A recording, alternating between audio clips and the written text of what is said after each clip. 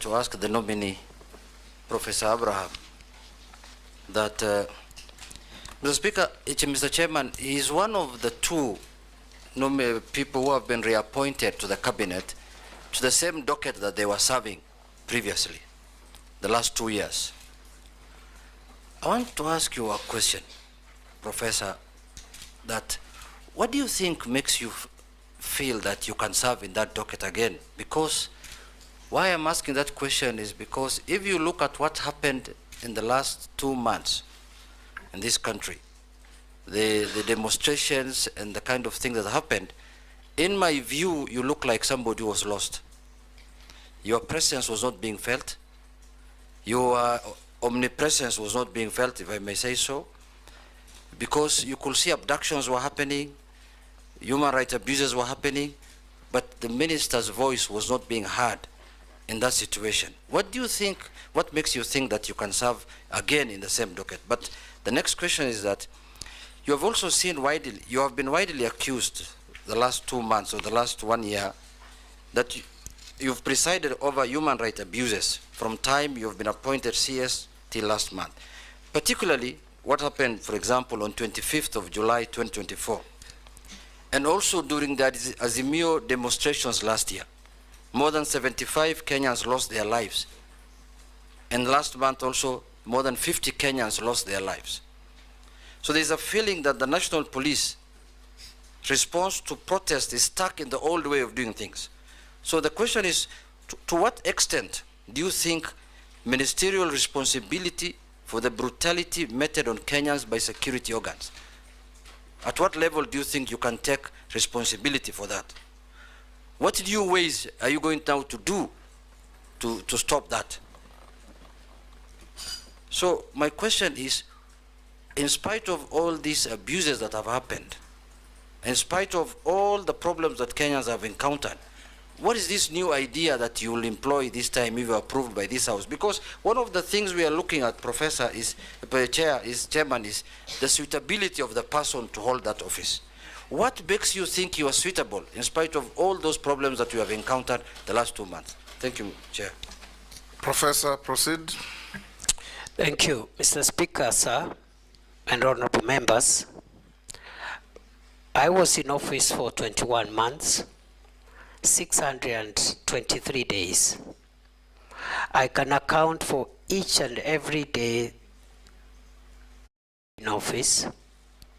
I woke up every day, and my focus has been to ensure that our country is safe. I have risen before dawn every day, including Sundays, and gone to sleep very late, simply because of the demands of our homeland security. I believe that I am suitable for reappointment because during those 21 months, during those 623 days, I have been able to keep the country fairly safe, especially in the fight against terror. Previously, we had an escalation around 2021-2022 of terror attacks in northern Kenya and the Boni Enclave.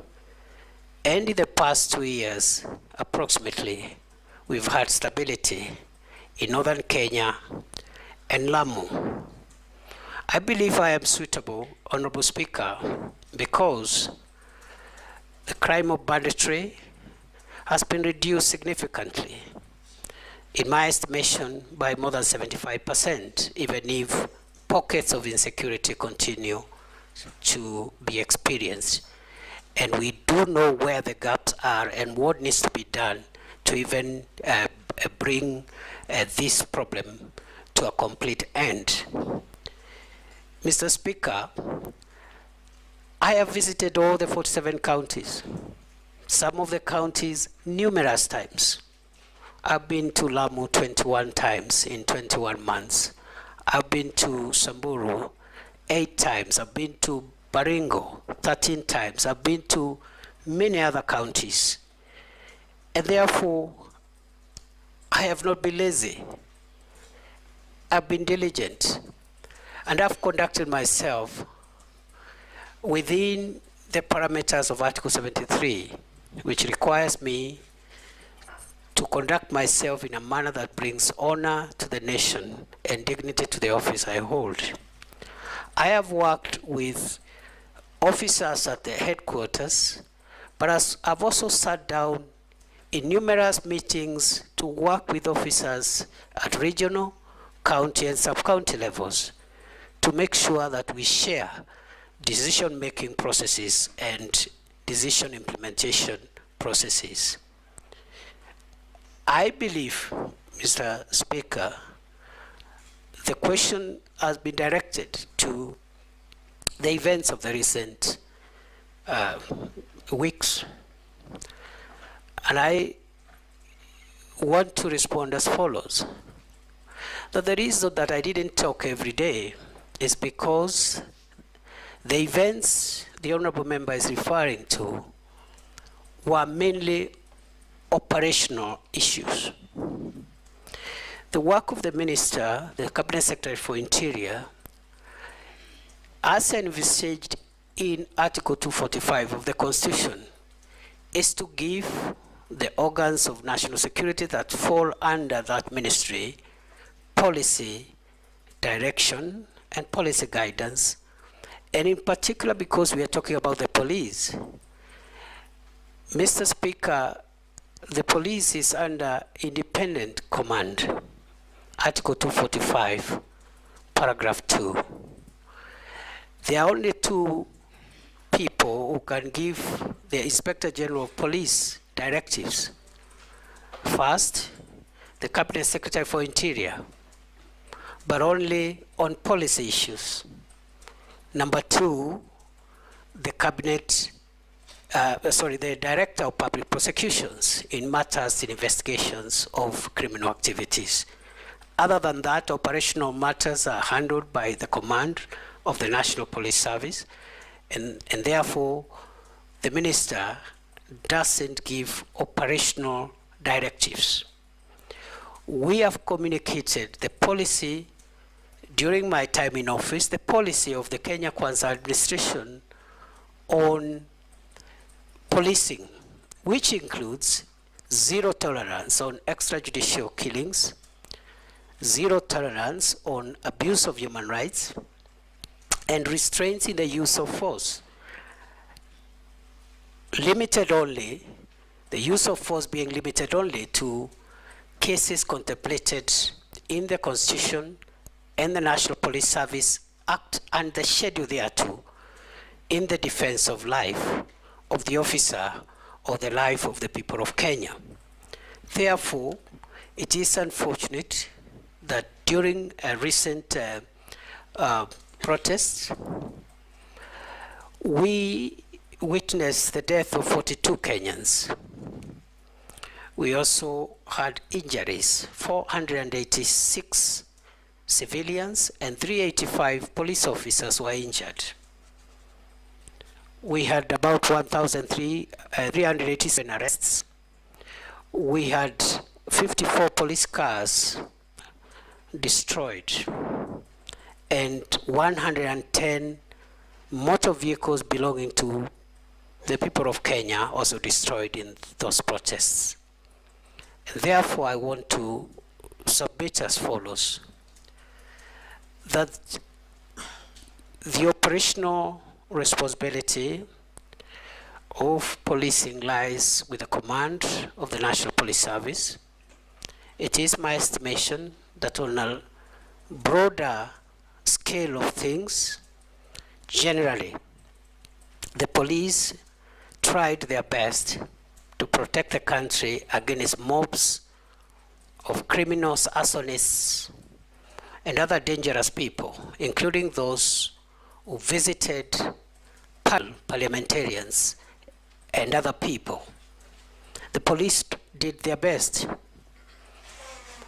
And in the event, as it is possible, that any officer went beyond what is allowed in terms of the use of force, it is now the work of the Independent Police Oversight Authority and other accountability agencies to help the country to bring to closure the issue of justice for excess use of force.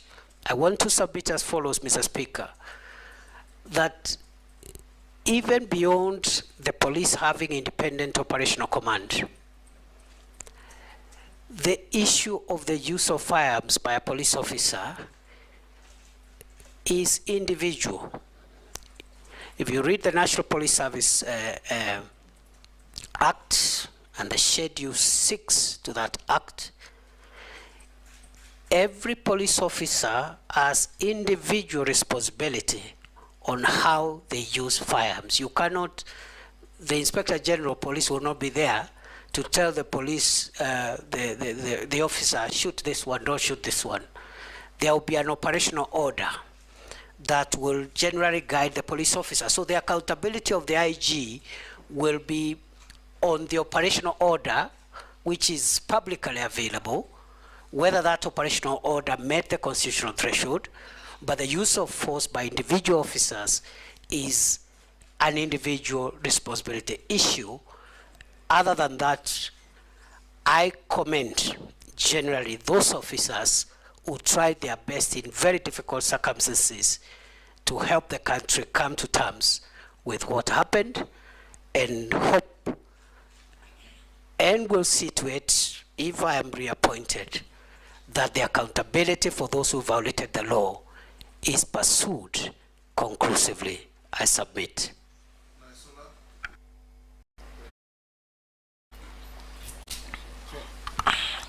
Chairman, thank you. Chairman, I just wanted to ask the CS, this issue of the IDs.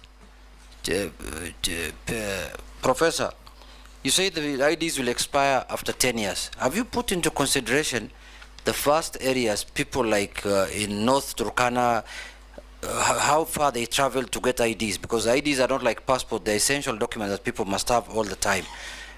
After, you know, it will be cumbersome for them to go to those centers to go and get IDs. And secondly, on this unrest, you have seen that, as you have said, the IG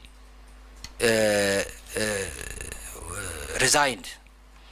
But are you aware, in your absence while you are away, we used to have Baba while you are away, but while you are away, that a new IG was appointed? He's still away, he can't answer that. No, but that, what is your take? That we were told away. 60 years, Mr. Speaker, I'm putting it in a better way. Yes. We were told when somebody reaches 60 years, he should leave the public service. Are you aware that a new IG has been nominated who's 64 years or 63 years, who has retired, who is being recycled? I don't know what extra thing is going to bring. And my last question is on illicit brews. The Interior Ministry has been accused by the Deputy President of sabotaging the war in illicit brews. Is the war on illicit brews only being waged in Mount Kenya? What aspects of this war are being undertaken in the Interior Ministry, and what is being done by the Office of the Deputy President? How much funds have been used in this war in the last 2 years when you were the Interior Ministry, before you were fired? Nominee, on the issue of the IG, I direct you not to answer the question, because I've received communication from the President nominating the nominee, who will be vetted by a committee of Parliament, and those questions can be raised there. If you answer that here, you'll be prejudicing what is coming to Parliament. Answer the other questions. Thank you. Mr. Speaker, Honorable Nasula was a comment. We've taken it on board. Honorable Kimani Ichung'wah's issue was about communication. When I assumed office in October 2022, I began a habit of every 3-4 months updating the country on the status of our homeland security. We've not had one in a while. I had planned one for June, which was postponed and thereafter disrupted. We will use our public accountability updates on security matters to communicate more on what we are doing And the next, if I am appointed